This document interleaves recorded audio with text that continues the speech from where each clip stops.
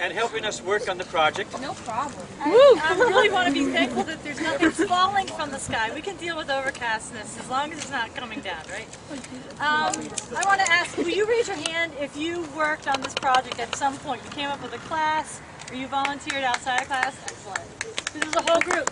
So, ironically, we're going to say a couple of words here, just, you know, for a little information. But when it comes time for the picture, do you know where I want you to be? Under it. Inside. Inside. Right. Oh, Right that'll be inside. great. Everyone is going to be a part of it. Roy will be front and center. But just be ready for that when it's time, okay? We're just going to move everybody. So, Donna was going to start with a couple of words. And everybody, get out your recording devices, because this is on, there's a fan page called LIU Post Roy Staab Project. If you haven't been following it, please follow now. And go home and post these fan videos. You are right now being recorded. This will be posted. Give me the wave. This will be posted.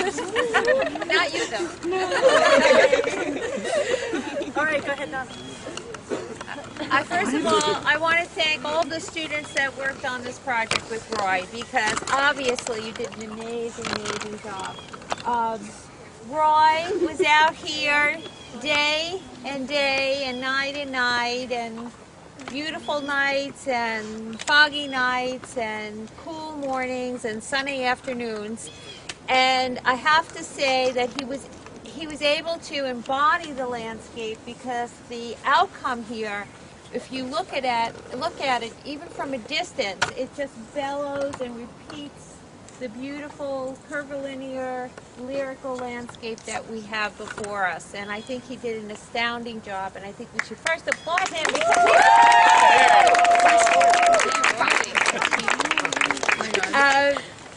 we can have lecture after lecture after lecture about eco art, but the people that worked here during the last 2 weeks really exemplified the integrity and the diligence that it takes to be an eco artist. Easy to talk about it in front of a slide, but to be out here and actually cut that bamboo and work with those vines, that's enduring the landscape, that's part of it. That's integral to the aspect of eco art. And thank you again for showing us how to do it. There you go.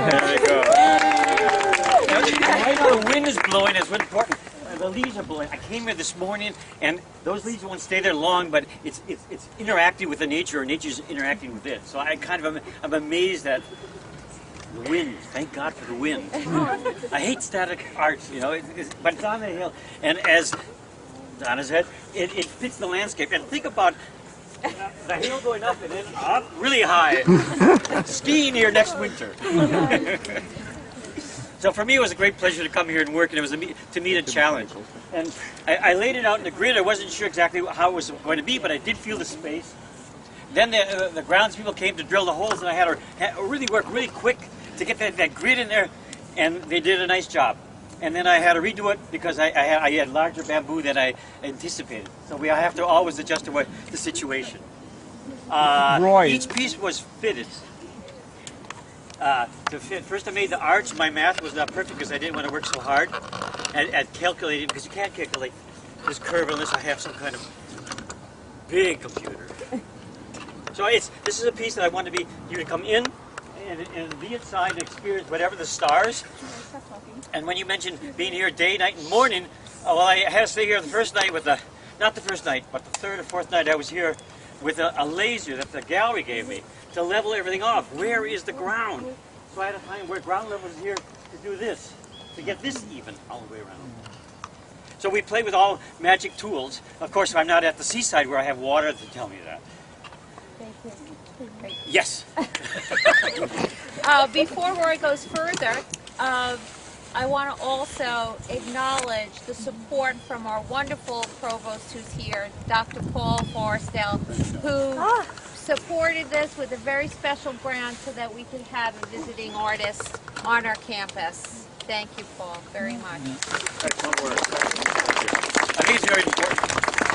I'd like to also thank our Dean, Noel Zahler, who is going to try to come up later and see it with you and join us, as well as the campus community. We had so many people, Bill Kirker and his crew, and of course our public relations office, and most importantly our committee, Phyllis Sullivan, who initiated the project, and the bigwig who took over, Professor Wynn Ray, who co-chaired and carried it through to fruition, every detail taken care of. Woo! So at this point, I'd like to give the ground to Wynn to mention some other very important individuals. Before she does that, I just want to reiterate what he was saying about my office space is just up there. This lines up perfectly with my office. All of these I think the kids really amazing. Connecticut's right over there.